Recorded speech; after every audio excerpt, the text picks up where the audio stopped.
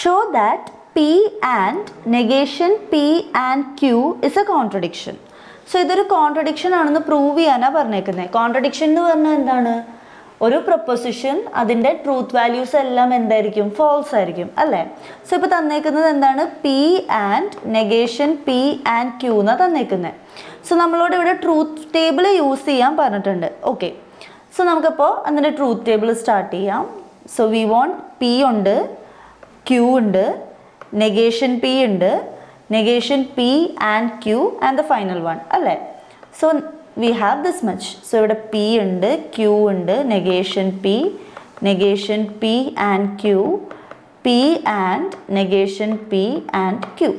Okay, so let's see. അപ്പോൾ ഇവിടെ truth values എന്തൊക്കെയായിരിക്കും? പിയും ക്യൂവാ. അപ്പോൾ നമുക്ക് 4 സെറ്റ് ഓഫ് കോമ്പിനേഷൻസ് ഉണ്ട്.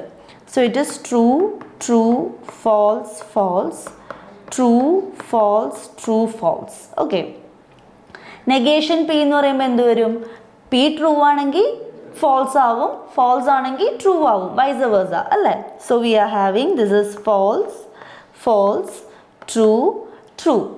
Now negation P and Q, അതായത് നെഗേഷൻ പിയും ക്യൂവും കൂടെ കൺജങ്ഷൻ എടുക്കണം. സോ കൺജങ്ഷൻ എങ്ങനെയാണ് ഡിഫൈൻ ചെയ്തേക്കുന്നത്? പി ആൻഡ് ക്യൂ എന്ന് പറയുന്നത് ട്രൂ ആവുന്നത് എപ്പോഴാണ്? When P is equal to Q is equal to true. അല്ലെങ്കിൽ എപ്പോഴും അതെന്താണ്? false ആണ് വരിക. Okay, so we are having this is true and false, that is false, false and false, false, true and true, that is true, false and true, that is false. Okay, ഇനി എന്താ വേണ്ടത്? P and negation P and Q. അപ്പോൾ ഈ ഒരു റോയും ഈ രണ്ട് columns തമ്മിലാണ് എന്തെടുക്കേണ്ടത്? കൺജങ്ഷൻ എടുക്കേണ്ടത്. So we are having true and false, that is false, true and false, false, false and true, false, false and false, false.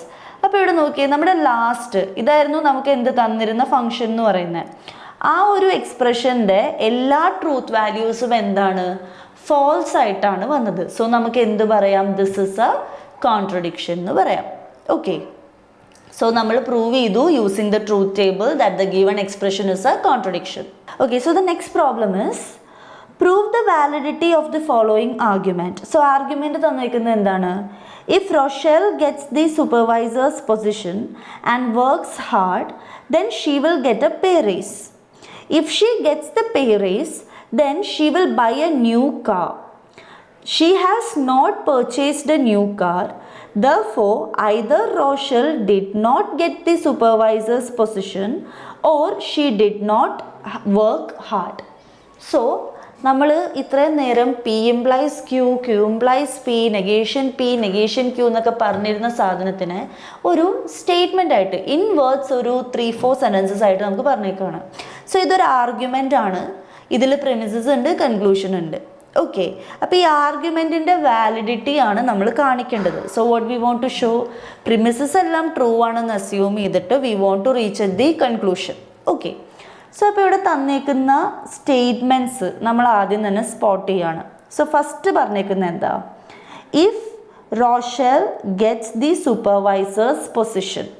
So I am going to write P is Rochelle gets the supervisor's position.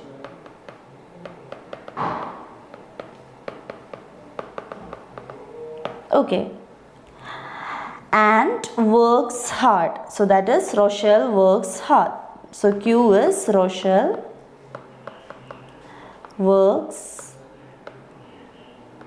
hard. Then she will get a pay raise. So Rochelle will get a pay raise. R is Rochelle will get a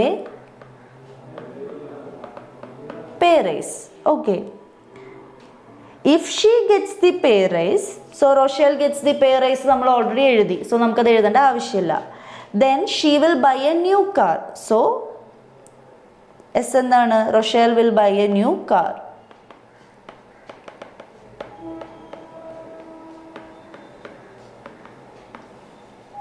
next എന്താണ്?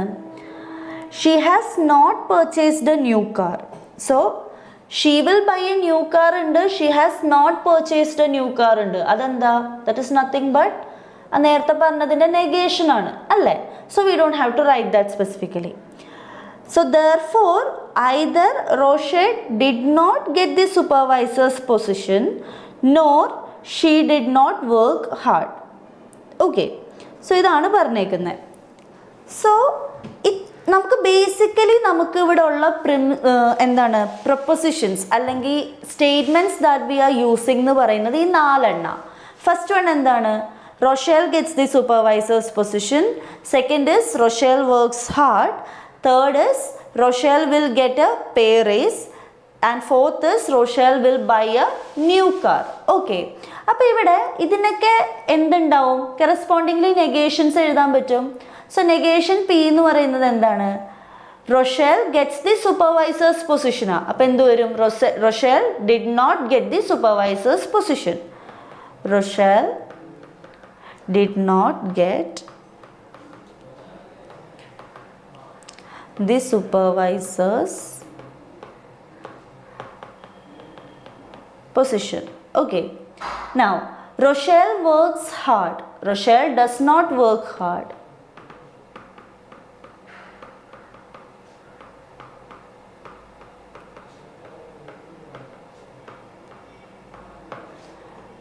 What is negation R? Rochelle did not get a pay raise.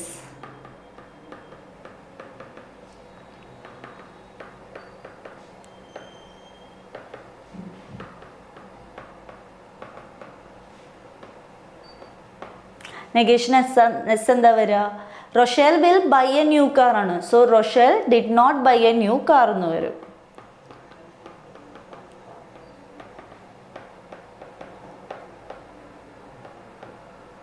Okay, buy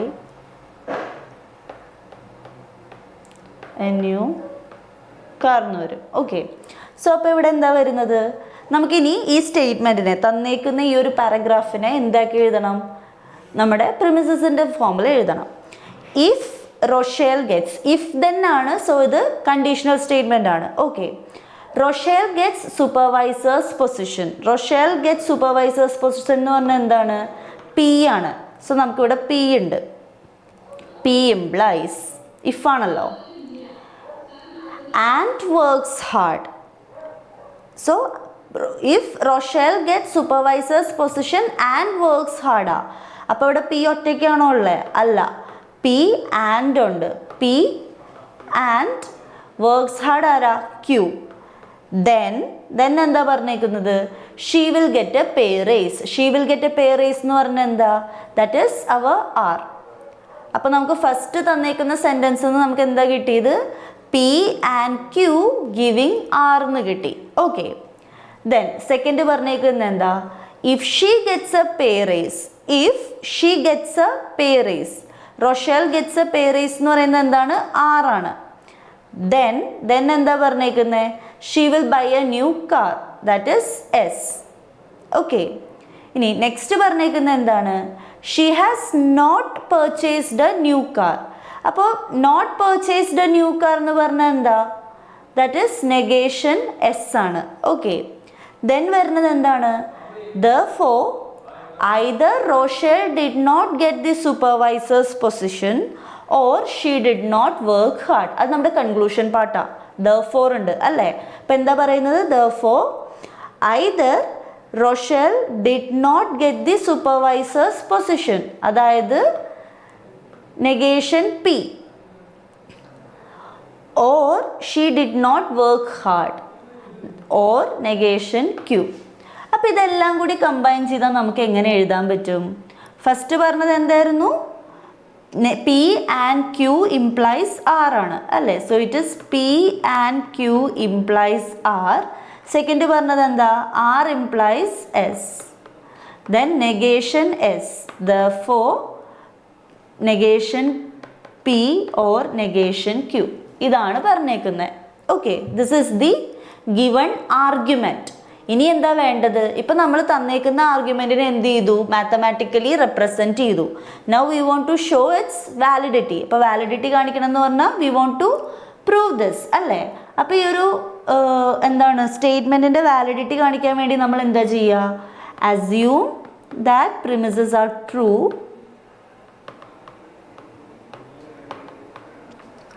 and reach the conclusion.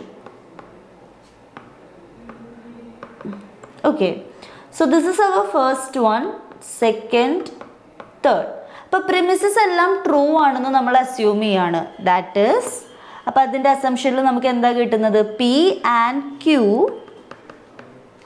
implies R is true.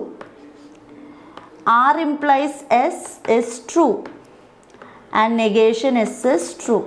അപ്പോൾ ഇതിൽ നമുക്ക് എന്ത് കിട്ടി? Negation S എന്ന് പറയുന്നത് true ആണെന്ന് പറഞ്ഞാൽ ഇറ്റ് മീൻസ് ദാറ്റ് എസ് എന്തായിരിക്കും? ഫോൾസ് ആയിരിക്കും അല്ലേ? കാരണം എസ് ഫോൾസ് ആണെങ്കിൽ അതിൻ്റെ നെഗേഷൻ എടുക്കുമ്പോൾ ട്രൂ ആയിട്ടുള്ളൂ. സോ നമുക്ക് എസ് എന്ന് പറയുന്നത് ഫോൾസ് ആണെന്ന് കിട്ടി. ഫ്രം തേർഡ് പ്രിമിസിൽ നിന്ന് we got this result, S is equal to false. അപ്പം ഞാനിവിടെ എഴുതാണ് എസ് ഫോൾസ് ആണ്. ഇനി എന്താ വേണ്ടത്? സെക്കൻഡിൽ എന്താ തന്നേക്കുന്നത്? R implies S എന്നാണ് പറഞ്ഞേക്കുന്നത്. R implies S is true അല്ലേ? ആൻഡ് S എന്ന് പറയുന്നത് ഫോൾസാ.